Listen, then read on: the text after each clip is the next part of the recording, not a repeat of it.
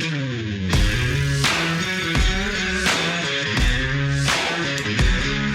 well-regulated militia being necessary to the security of a free state, the right of the people to keep and bear arms shall not be infringed. Welcome to another edition of Bearing Arms, Cam and Company. My name is Cam Edwards. Glad you're with me on the program today. We're going to be talking with Kailey Neiman from Gun Owners of America about the inaugural Gun Owners Advocacy and Leadership Summit, which was announced just a couple of days ago, going to take place in mid-August in Knoxville, Tennessee. But before we get to that conversation, we have to talk about what happened at the Supreme Court today. Oral arguments held in Garland versus Cargill. This is the challenge to the ATF's ban on bump stocks imposed after the Las Vegas shooting nearly 5 years ago. The Fifth Circuit Court of Appeals has ruled that the ATF's ban violated the federal statute as to what a machine gun is all about. Other appellate courts have disagreed. They have found in favor of the government. And I listened to the nearly 2 hours of oral arguments today. I wish I had a better idea of how this case was going to turn out. There were some tough questions for both sides, although not too many tough questions from the liberal wing of the court when it came to the DOJ attorneys, right? They seemed inclined to accept the DOJ's argument that a single function of the trigger can encompass and include manual action by the user of the firearm, which is basically what their case hinges on. The federal statute in question defines a machine gun as a firearm that fires multiple rounds through a single function of the trigger. And that phrase, single function of the trigger, must have been said 1,000 times during at least it seemed like it was 1,000 times during the oral arguments. The government attorneys again contending that the single function of a trigger can encompass and must encompass actions on the part of the user of that firearm. Justice Neil Gorsuch questioned that, wondering how a person can function. He said, you can throw a ball, you can pull a trigger, but a person can't function. And so if you're looking at the plain text of the statute, this would seem to encompass only the mechanical action of the trigger itself. The government, and again, the liberal wing of the courts disagreed, or the liberal wing of the court seemed to disagree anyway, suggesting that, in essence, any mechanical operation, any manual action on the part of the user is a part of a trigger's function. Now, the attorneys for Michael Cargill, I think, did a very good job of refuting and rebutting that argument, noting that without a continued forward push, and I'm left-handed, so I'm going to be using what would probably be your offhand. But unless you are continually pushing forward with your offhand as you are firing that rifle, a bump stock-equipped semi-automatic rifle isn't going to fire any faster than a semi-automatic rifle without a bump stock attached. It requires human effort to increase the rate of fire. Now, the government attorneys also contended that this case was not about an increased rate of fire, although the liberal wing of the court seemed to disagree with that, suggesting that, in fact, Congress, when it passed its statute in the 1930s under the Gun Control National Firearms Act of 1934, that they were intending to include not just the machine guns as defined in the statute, but in essence any firearm or any attachment that could increase the rate of fire. And I got to say, they were playing really fast and loose with a lot of terms, not just the function of the trigger, but the word automatic. They were, I think it was Justice Jackson who repeatedly talked about how bump stock equipped guns are firing automatically, something that the attorney for Michael Cargill had to repeatedly refute, saying, no, even with a bump stock equipped a rifle, it still requires a separate pull of the trigger for additional rounds to be fired. So it's not about the rate of fire. It is, again, about how this trigger functions. And I think ultimately that is what this case is going to hinge on, where a majority of the court comes down. Do they give, congressional legislators from the 1930s undue deference? Do they give the ATF undue deference in interpreting a statute from the 1930s to encompass things like bump stocks that weren't around at the time?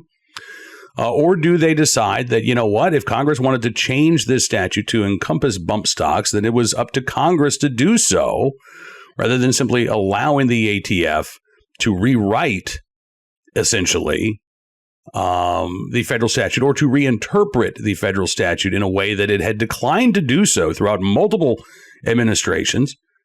I think it was Justice Gorsuch who also noted that Senator Dianne Feinstein was among those who argued that it was Congress's job to legislate bump stocks. It was not up to the administration to try to ban them through a reinterpretation of existing rules. But again, I can't give you a solid prediction as to how I think this case is going to come down. The government had a very emotional argument. Let's grant broad leeway to the agency to do this, because otherwise you're going to have, hundreds of thousands, but not millions of Americans running around with, weapons that can spray a torrent of bullets, as Justice Jackson described it, versus the contention of Michael Cargill's attorneys that, listen, there are indeed millions of Americans who will be impacted by the ATF's rule because they could be charged with a federal felony for possessing a machine gun, even though what they really possess is a non-mechanical attachment to a semi-automatic firearm. I know how I want this court to come down. If the court is looking at the plain text of the statute in question, I don't think there's any doubt where the court must come down. I'm just not convinced that we're not going to see some emotional games being played here in an attempt to uphold the ban on bump stocks. It'll be a couple of months before we learn what the court is going to do here, but you can check out the oral arguments for yourself today. The Supreme Court's website does have a link to the oral arguments, and you should be able to listen for yourself later this afternoon. All right, now let's turn our attention to something else that is down the road just a few months, the very first Gun Owners Advocacy and Leadership Summit, announced by the Gun Owners of America just a few days ago. I had the opportunity to sit down with Kailey Neiman, GOA's Director of Development, yesterday to talk about this upcoming event and why it is different than other gatherings like, SHOT Show or the NRA annual meeting, what they are hoping to do with the first Goals convention coming up in a couple of months. Take a look and a listen. Kailey, thanks so much for joining me on the program today. It's really good talking with you. Thank you for having me. Absolutely. And all right, so you got to tell us all about this new leadership summit that is coming to Knoxville, Tennessee in August. I'm really excited about this. Yes, well, it has been a long time coming.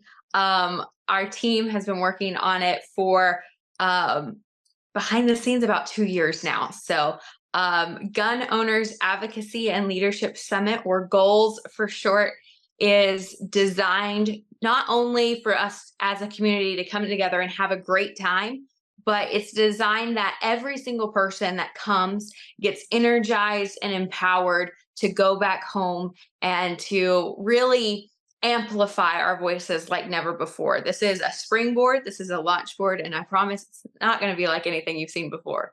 Okay, so I won't ask you to make any comparisons then, because I know when folks think about, big gun gatherings, you've got SHOT Show, which is not open to the public, right? That's a trade show. You got the NRA annual meeting. You've got Gun Rights Policy Conference. Are we going to see, you talk about the leadership aspect of this, and obviously there are going to be a lot of great speakers, a lot of great panels. Will there be a sort of, guns and gear component to this, or is this? Yes, there will. Yes. So yes, there's going to be a lot of that. We have a full expo floor with all of the best brands that have also joined with GOA in the fights, many of them. So I don't know if those are watching are paying attention to everything that GOA puts out. I know we put out a lot, but we have a No Compromise Alliance, which is gun companies that actually stand up and have fought back against the pistol braces and FLACA and all of the things that's facing the industry, just like you, our members, are fighting. And so it's great when we can have a convention like GOALS that brings everyone together, so everyone can get to see, get to experience the community, get to see all of the new products, but also see who's in the fight with you. Well, absolutely. Right. And we know that sadly there are there are a lot of gun owners who are not Second Amendment activists. right? They own their guns, but they're not actively defending their right to do so. And unfortunately, I think that's the same with some companies. I would like to think that if you're operating within the firearms industry, you understand the existential threat that the Biden administration and the gun control groups pose to not only your rights, but your livelihood as well. So I would encourage every company that's operating in this space to be a part of this alliance with GOA.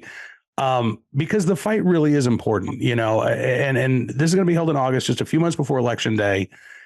What do you want gun owners to take away from this gathering in terms of, activating not only themselves, but their family members, their friends, their fellow gun owners to turn out and vote in November? Yeah, absolutely. So we at GOA have a definition of what a gun rights activist is, and it's someone who takes personal responsibility, not only in the use of their firearms, but in the defense of their right to own them. And that is at the bedrock of who GOA is. My hope is that by coming to goals, you set personal goals for yourself on what you want your activism to look like. Is it, showing up at election day? Is it block walking for a pro-gun candidate? Is it sending more emails or making more phone calls and letting your legislator know where you stand? Those are personal things because, everyone has an opportunity cost. And when you take that personal responsibility to own a firearm, that next step is taking that personal responsibility to defend that right. Absolutely. So it sounds like Goals is not just going to be a place where folks can go and they can sit passively to speeches, but they're going to be actively engaged in learning how to be more effective activists. Absolutely. This is, like I said, this is not something we've seen before in the way that we're approaching things. It's going to be interactive. It's going to be engaging. And I don't think that you're going to want to be passive after attending Goals. I think that, you get around the Second Amendment community and you're fired up and you've listened to some great speeches. You've had some fun listening to musical guests. You've maybe added 5, 10, 100 things to your wish list. Who am I to judge? And, you get home and you're like, wow. So I got to bring some friends to this next year. I've got to talk to some people, and hopefully people who attend will learn how to build an on-ramp for people who aren't involved in the Second Amendment community to get involved in the Second Amendment community. And you get a chance to be a part of the inaugural edition of Goals, yes. Right? You get to be there right at the beginning, which I think is really cool. So how can folks attend? I mean, do you have to be a GOA member? Is this open to the public? Who's invited? So it's open to all GOA members. And so our membership is fairly cost efficient. It is $25 a year. I don't think you can go to McDonald's for $25 nowadays. So we really want this to be a celebration of our membership. Our members deserve this. They're battle tested and they're constantly in the fight. And so join if you haven't joined and come to Knoxville and celebrate with us. All right. How can folks learn more about Goals? Where it's taking place, how they register, travel plans, things of that nature?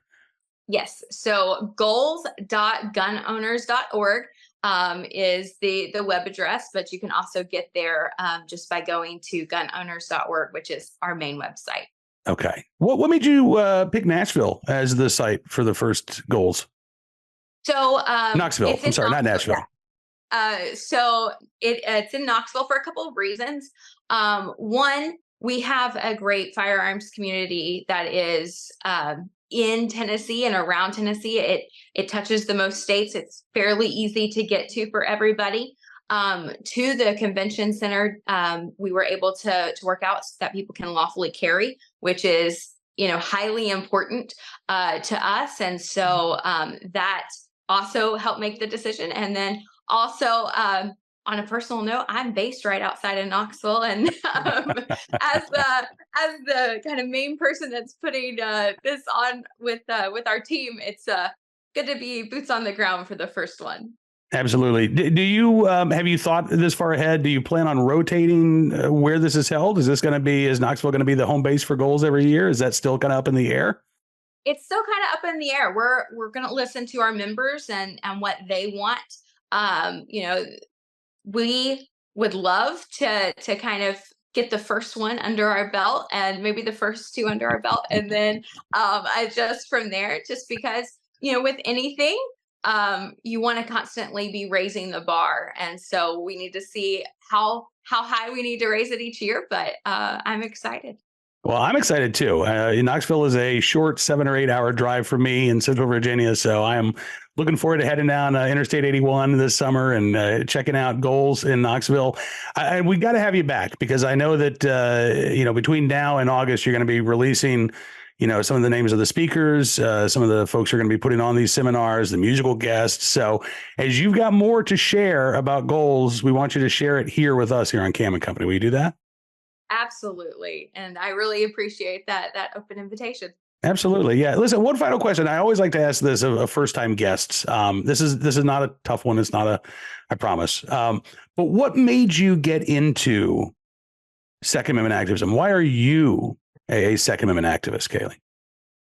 Well, this story just got a lot longer. This interview just got a lot longer. Yeah. So I grew up in East Tennessee. My dad had the basic issue for East Tennesseans, which is a shotgun and a revolver. I went to ETSU in Johnson City, Tennessee, and rented an apartment right off of campus. And there was a shooting and a couple of stabbings that took place within a pretty short amount of time frame. And I looked at my whole 5-foot self and was like, I got to do something about this. And so I went and I went to a great little gun shop. I bought a little Versa 380. Barely could afford it. Definitely had a ramen week to get the budget right. But it was important to me that I took care of myself, and was really disgusted, to be honest with you, to see that all of the rapes and the things that were happening on campuses, and knowing that I had the ability to protect myself in theory, but not in actuality, because Tennessee didn't have campus carry, and didn't know what I was doing. And went to the Tennessee legislature, and they were like, you have to have appointments. And I was like, okay. And got appointments and just started actually talking to people, and got pushed around, and then started a campus group for conservative gun owners on campus, and the rest is kind of history, and I've been doing it ever since. That's amazing. I am, first of all, I'm very grateful and glad that you took your safety seriously, and I'm glad that you were able to translate your own personal experience into helping others, because, these are some of the issues that we're facing here, right? We've got jurisdictions around the country that are trying to price people out of their rights. They don't want you to just eat ramen for a week. They want you to eat ramen for a year in order to simply apply for a concealed carry license. We see the burdens that the gun control activists are trying to put on hardworking Americans to make it unaffordable to exercise their right of self-defense. So I'm glad that we've got somebody with your perspective and your experience on our side fighting for our rights. And I really appreciate you sharing your story with us. Well, thank you for allowing it. It's not something I get to share every day. So it was it's kind of nice to go back to memory lane to where it all started.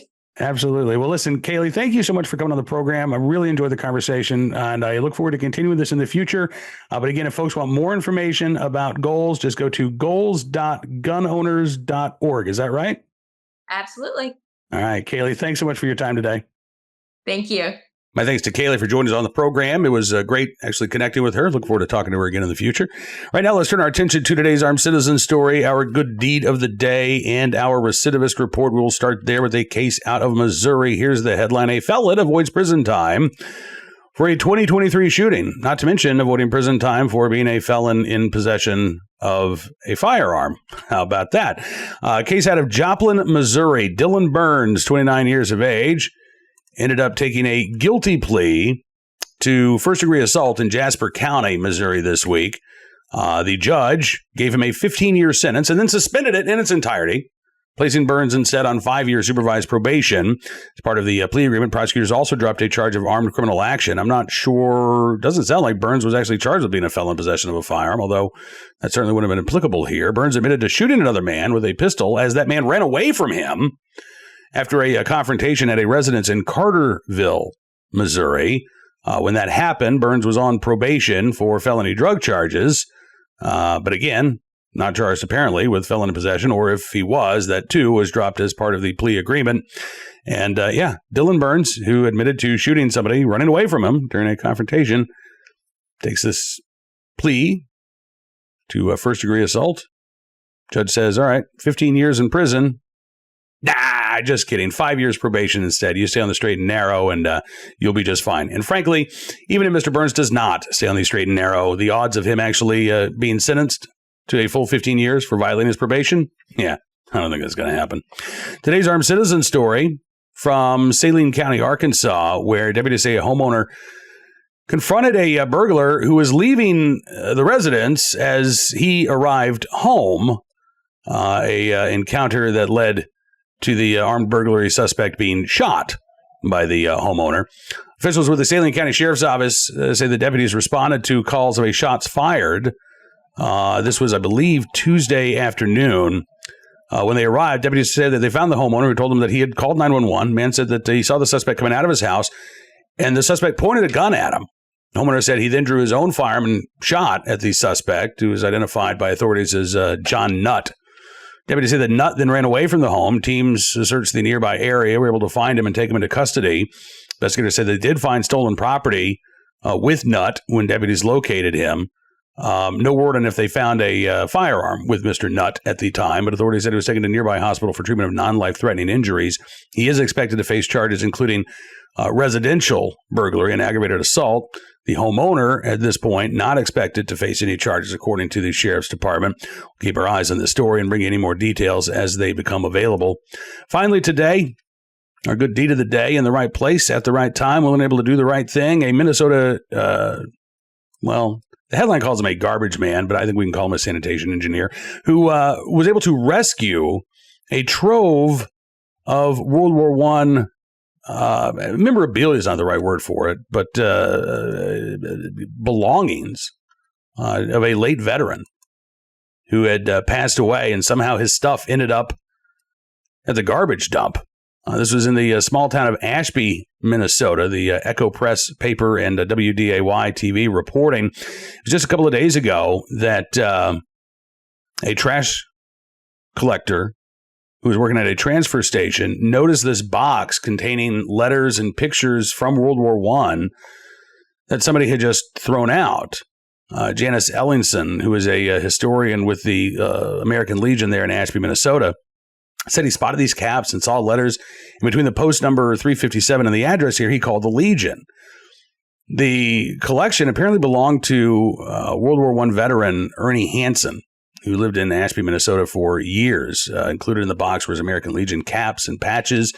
Ellingson said that Hansen was a rural mail carrier for 47 years. And this box not only had some of his belongings from his time serving in World War I, but had his report cards, had his letters. He was part of the first graduating class in Ashby, Minnesota back in 1918. And now the small town of Ashby is going to hopefully highlight this collection. The trash collector, by the way, said he didn't want to talk about his finds, at least publicly. But he said he did tell the folks at the American Legion in Ashby that after he saw what was in the box, he just couldn't throw it away. According to the Echo Press, the box likely ended up in the trash after an elderly loved one moved on or passed away.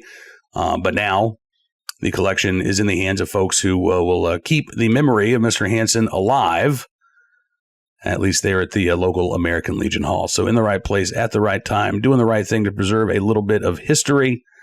This unnamed sanitation engineer in the Twin Cities area, we thank you for your very, very good deed. All right, that is going to do it for this edition of Bearing Arms Cam & Company. I want to thank you for being a part of the program as well. Looking forward to seeing you back here tomorrow. Maybe we'll talk with some other folks who were paying attention to the oral arguments and see if we can get a better sense of where the court might come down in Garland versus Cargill. We'll see if we can arrange that for you tomorrow. In the meantime, don't forget to check out BarronArms.com throughout the day. We're keeping you up to date on all of the latest Second Amendment news and information from all across the country and even around the globe. Covered New Zealand's second thoughts on a semi-auto ban, for example, yesterday on Cam & Company. And we're always looking to see what's going on with the right to keep and bear arms around the globe, but particularly right here at home. And if you like what you see, I'd encourage you to become a VIP or VIP member as well. Just go to BarronArms.com/subscribe. Use the promo code GUNRIGHTS or Save America. You can get a significant savings on your VIP membership. We thank you very much for your support. We look forward to seeing you again tomorrow. Until then, be well, be safe, and be free.